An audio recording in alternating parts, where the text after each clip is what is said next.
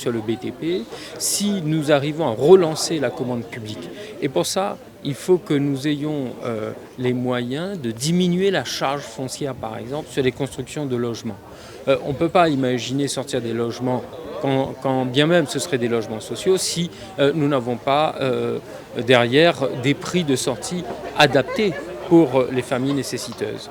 J'ai parlé aussi de la nécessité dans le domaine économique d'apporter une aide à la trésorerie pour le lancement des activités. Et la question de la transition aussi dans l'agriculture, la diversification, il faut l'aborder concrètement.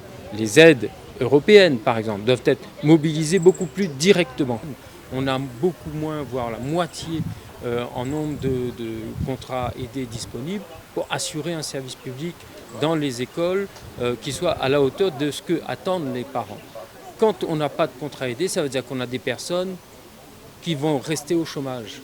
Quand bien même c'est un petit contrat, c'est un salaire, c'est une réponse, peut-être une petite bouée pour certaines familles qui sont dans le grand besoin. Pour appeler la ministre de l'Éducation nationale qui se rendra à La Réunion la semaine prochaine.